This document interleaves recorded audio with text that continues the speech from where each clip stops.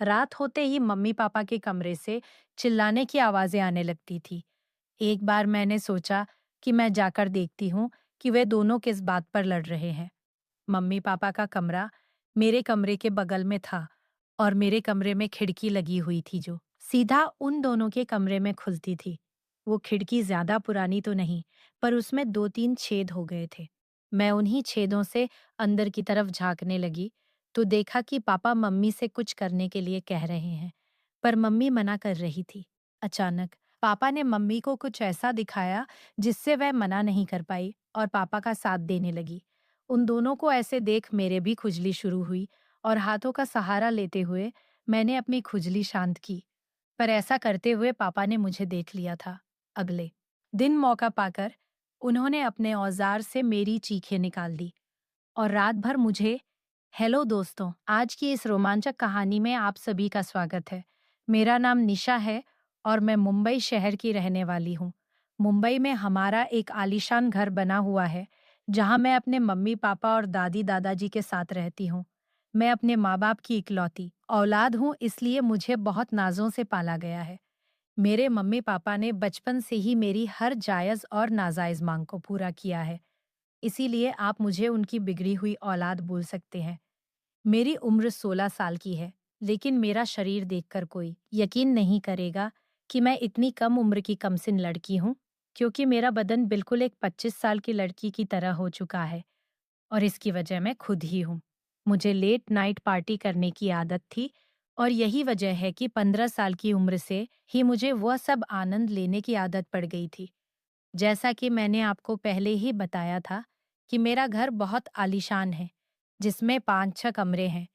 एक कमरे में मेरे मम्मी पापा रहते हैं, दूसरे कमरे में मेरे दादा और दादी जी रहते हैं, जिनकी उम्र अब बहुत ज्यादा हो गई है, तो वो दोनों अपना ज्यादातर समय अपने कमरे में ही बिताते हैं।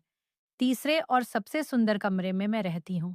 बाकी के कमरे खाली पड़े रहते हैं या जब भी कोई मेहमान आता है तो उनके लिए तैयार कर दिए जाते हैं। अब मैं अपने मम्मी पापा की बात करूं तो मेरे पापा की उम्र 40 साल है और मेरी मम्मी की उम्र 35 साल है। उन दोनों की शादी छोटी उम्र में ही हो गई थी, इसलिए वह दोनों काफी जवान दिखते हैं। मेरे पापा एक बहुत बड़े बिजनेसमैन हैं, जिनका ज्यादातर समय अपने काम में ही निकल जाता है। मेरी मम्मी वैसे तो बहुत जवान और खूबसूरत है, पर उनकी सोच पुराने जमाने की है। उनका ज्यादातर वक्त घर के कामों और अपने सास ससुर की सेवा करने में निकल जाता है। जितना मैंने अपने मम्मी पापा के रिश्ते को समझ पाया है, उससे एक बात साफ पता चलती है कि मेरी मम्मी मेरे पापा को समय ही नहीं दे पाती है।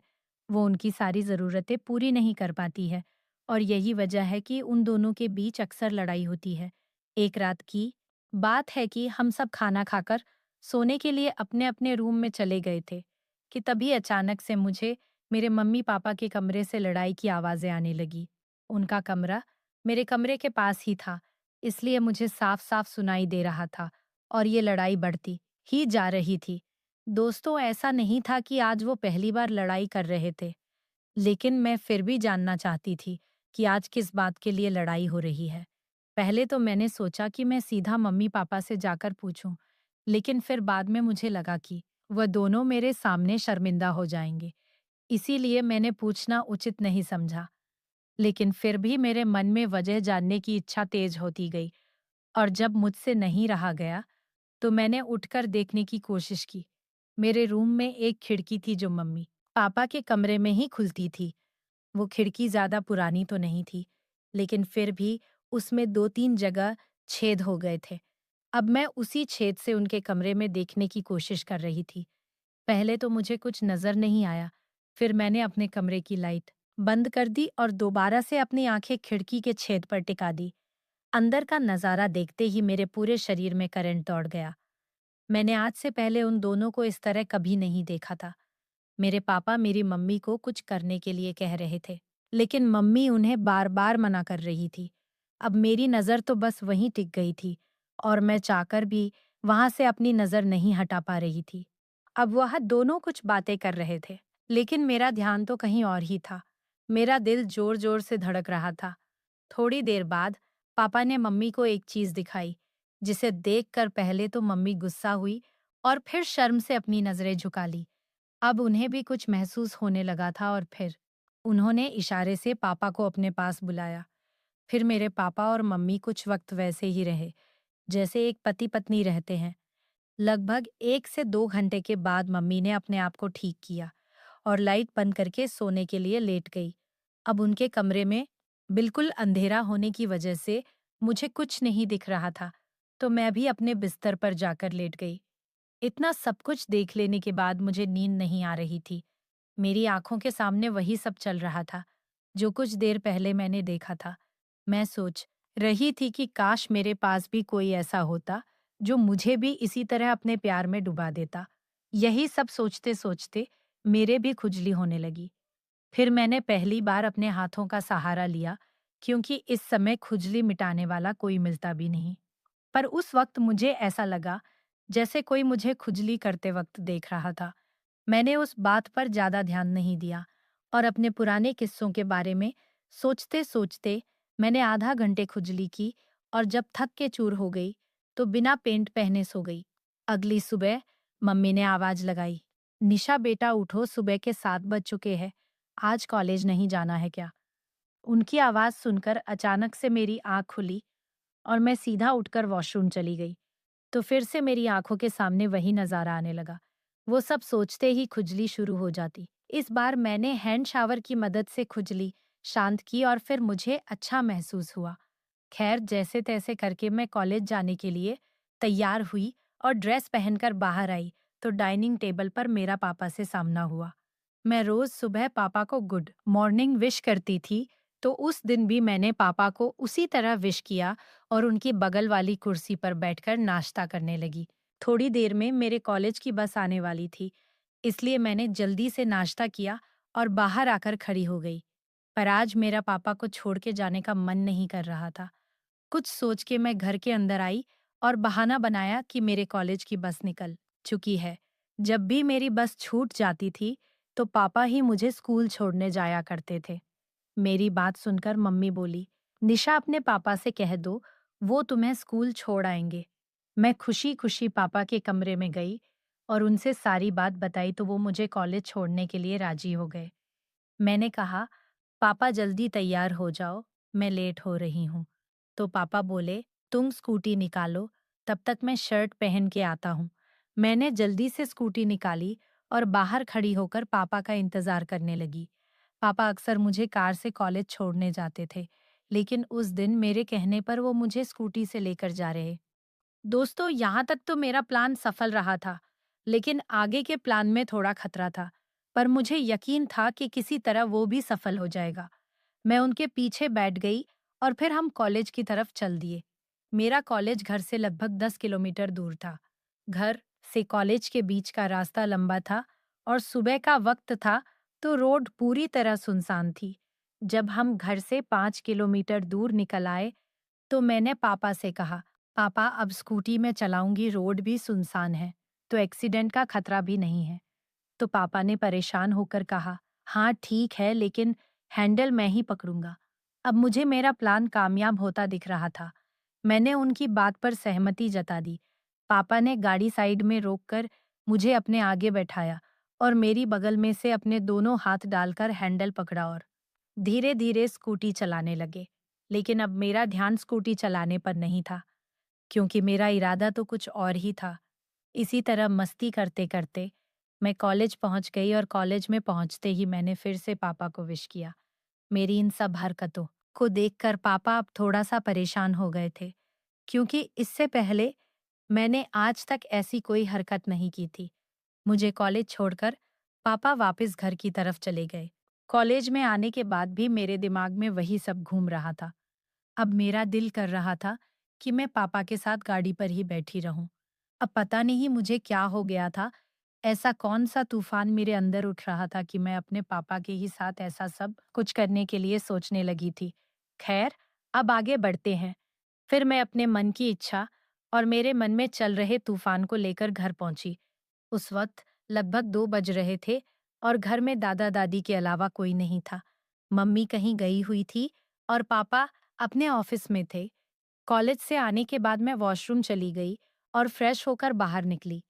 मैं बहुत थक चुकी थी, इसलिए चुपचाप बेड पर लेट गई और कब मेरी आंख लग गई मुझे पता ही नहीं चला। जब मेरी आंख खुली तो शाम के 5 बज रहे थे। फिर मैंने नहा धोकर कपड़े पहने और मैंने कपड़े भी उस दिन कुछ अलग दिखने वाले पहने थे। अब पापा के आने का टाइम हो गया था, लेकिन मम्मी का कोई पता नहीं था कि वे कब आएंगी। शाम के 7 बजे किसी ने डोरबेल बजाई तो मैं भाग के गई और दरवाजा खोला। मुझे पता था ये पापा के आने का समय है। दरवाजा खोलते ही पापा मेरी तरफ देख मुस्कुराए और बोले, बेटा आज तो बहुत स्मार्ट लग रही हो। यह सुनकर मुझे बहुत खुशी हुई, क्योंकि अब मेरा प्लान अपनी कामयाबी के रास्ते पर जा रहा था। घर के अंदर आने के बाद पापा फ्रेश होने के लिए अपने कमरे में चले गए। ऑफिस से आने के बाद पापा तुरंत ही चाय पीते हैं, इसलिए मैं चाय बनाने के लिए किचन में चली गई। थोड़ी देर बाद पापा भी फ्रेश होकर किचन में आ गए और वहीं खड़े होकर इधर-उधर की बात करने लगे। मैंने पीछे मुड़कर पापा की तरफ देखा तो उनकी नजर कहीं और ही थी। अब मुझे ऐसा लग रहा था कि मेरे मन की इच्छा पूरी हो जाएगी, और बस मैं ऐसे ही खड़ी रही। चाय बन चुकी थी, इसलिए मैंने पापा को चाय दी और बाथरूम में जाकर खुद को शांत करने लगी। मैं जैसे ही बाथरूम से बाहर निकली, मैंने देखा कि मम्मी आ चुकी है। उनको इस वक्त घर में देखकर मुझे बहुत गुस्सा आया, क्योंकि मेरी इच्छा पूरी ही होने वाली थी। पर अब उनके आने के बाद ऐसा कुछ नहीं हो पाएगा। मुझे पापा से अपने मन की इच्छा जाहिर करनी थी, जो मैं मम्मी के सामने बिल्कुल नहीं कर पाऊंगी। पापा भी मम्मी के आने के बाद थोड़ा दुखी हो गए थे, क्योंकि ना तो वही कुछ करते थी और ना ही उन्हें कुछ करने देती थी। मम्मी ने खाना बनाया और हम सबने साथ बैठकर खाना खाया।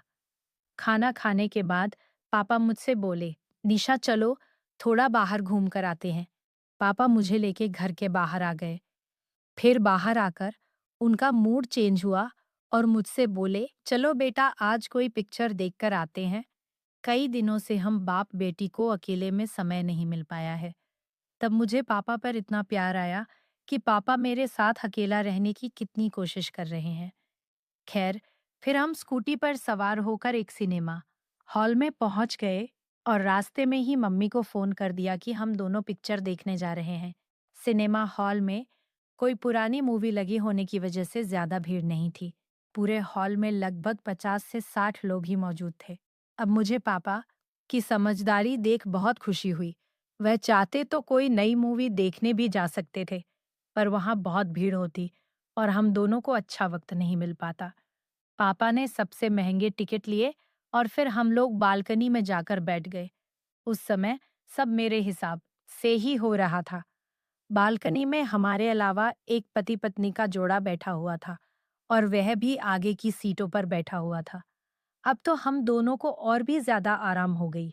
थोड़ी देर बाद पिक्चर शुरू हुई, पर सच कहूं तो मेरा ध्यान मूवी पर था ही नहीं। मेरा पूरा ध्यान पापा की तरफ था और वह भी तिरछी निगाहों से मेरी तरफ देख रहे थे। अब बस इतनी देर थी कि शुरुआत कौन करे। मैं तो पापा का साथ पाने के लिए वैसे ही मरी जा रही थी, और फिर उसी वक्त मुझे ऐसा लगा जैसे मेरे पैर पर किसी जानवर ने काट लिया हो। मैं तुरंत ही उठ खड़ी हुई। पापा ने घबराते हुए पूछा, बेटा क्या हुआ? तो मैंने उन्हें बताया कि मुझे ऐसा लगा जैसे मेरे पैर पर किसी कीड़े ने काट लिया है। पापा बोले, अच्छा कोई बात नहीं, अगर अब की बार कोई कीड़ा काटे तो तुम मेरी सीट पर आ जाना, मैं तुम्हारी वाली सीट पर चला जाऊंगा। उनकी बात सुनकर मैं बैठ गई। फिर 4-5 मिनट बाद मैं फिर से उछलती हुई खड़ी हो गई, लेकिन इस बार मुझे किसी ने काटा नहीं था, बल्कि मैं जानबूझकर खड़ी हुई थी।